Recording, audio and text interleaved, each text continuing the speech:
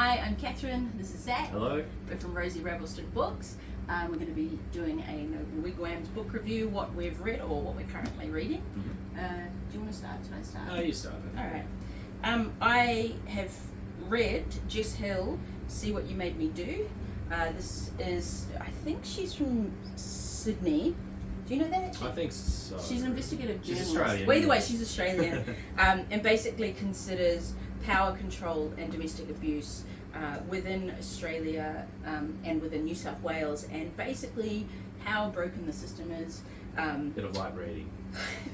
Very much the opposite. And in fact, I did need to have breaks. And it's. Fair enough. I really like this because it's a combination of research as well as stories. So she's interviewed so many people and told their stories, and Horrific stories. yeah. And there were times I actually had to put the book down because I felt physically sick. There were times I cried. But the thing is, it's good. You don't want to sugarcoat this. It's horrific what is happening. And I mean, the stats show, at least one woman dies from, I shouldn't say dies, is murdered by a man in a domestic violence situation a week in Australia, and it's horrific. And we should all be appalled and angry, and this definitely fed into that. And she breaks it down to, in terms of, why it's happening, and, looking at every single side of it. I don't think she's really left a stone unturned, and, why it's caused and why it keeps happening, and what people's attitudes are, and how do men come into this, and how do women come into this, and how, the neoliberalism and the patriarchy and the political system and how they're playing into this. So it's so much. But the thing is, it's actually she sets it out into chapters, and so it's actually I read one and then I'd go away and then I'd have a break because it is heavy, then I'd come back. But I've reread quite a few of the chapters since, and every time it's hard hitting, and every time it's really good. I think everyone should read this. I really think that I think would you say that it could be triggering for some people? Absolutely, yeah. It would 100% be triggering for some people.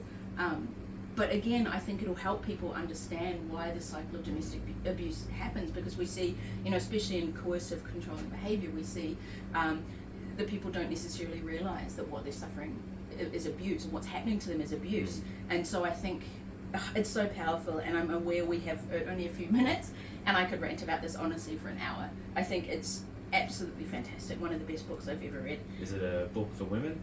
It's a book for everyone. Yeah, so men should read it as well? Men should absolutely read it. And she considers all of the, what about women that hit men, because that's part of it too. But, and then she says, well, men aren't afraid of being murdered by their partners, and they don't, there's no coercive control necessarily with that. Anyway, I'm giving it away, but not everyone should read it. Children should not read it.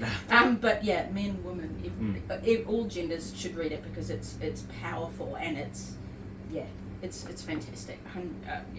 Definitely recommend. Excellent. Yeah, it's on my reading list as well. Yeah, and really. Hopefully at some stage we can convince Jess Hill to come and do an author talk with us too. Oh my gosh, I'll be at the front. Fingers crossed. That's something we'll work on. Yeah, amazing. And what about you? What have you read? Something completely different. Yeah. Although it does involve crime. Yeah. So I haven't finished this. I'm working on Cain's Jawbone. Some of the viewers here may recognise this book from, I think it was around November, December last year, where it kind of took the literary world by storm. It's described as the world's most fiendishly difficult literary puzzle. So it's essentially a novel, but it's also a puzzle that you, the reader, have to figure out for yourself. So you need to solve the crime, essentially. And most of the pages actually have a little note section at the bottom of them as well. So you'll have a few paragraphs, and then you'll have a section for you to write little notes in. And the whole point is you need to try and figure out what's happened. They've used a pun as well on the cover. Nice. A novel problem, which we at Rosie Ravelston Books. I mean, I already love a good rate it 5 stars for that alone. Love a novel pun. So, and I think it also says if James Joyce and Agatha Christie had a literary love child, this would be it. That's a review. So that's quite a review. So you have to figure out who done it, or you have to figure out the order the pages go in, or is it all in order? How does that work? No, it's all in order, but you've just got to work through each page, and each page basically gives you a clue, and you've got to try and figure out by the end of it who done it, okay. and what the how to solve the mystery. And Okay. according to, I remember at the time when this came out, hardly anyone in the world had ever correctly solved the puzzle. I think it was Oh. something like only a couple of people or 2 or 3 people had ever solved it. I think that might have changed since then because it was quite a big phenomenon. But, When did it come out? Ish? well, the actual story goes back a long, long time. I think it's almost 100 years old or something like that. Oh, really? I didn't So- realize it was that old. Yeah, there's 1934. There we go. Okay. Not Um, far off. So yeah, it's something that's just come back into the popular consciousness recently. And we actually tried to order some of these books in November, and I couldn't get any. They were all sold out. Because And everyone wants to beat it. it took about 3 months for it to come through. So we've actually got a couple of copies in the shop now. But so I'm working on this. Challenge accepted. So only 3 people were at when it was published. That's right. Yeah. But at the time, well, you don't want to Google it in case it gets No, away. absolutely not. So Yeah. Oh, yeah. okay. That's so exciting. I'm going to work on it. I'll give you some updates. later. Yeah. That's really cool. We'll see how we go. So Kane's Jawbone by Torquemada. Torquemada. I have no idea. That was a good effort. Thank you. Just need a lot of phlegm. Yeah, show so people can see as well. Need a lot of phlegm. Oh my gosh. All our 11 subscribers.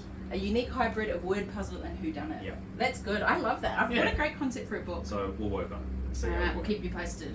Alright, that's us for this week. Have a good one, and yeah, we'll see you next time. Thank you. See you later.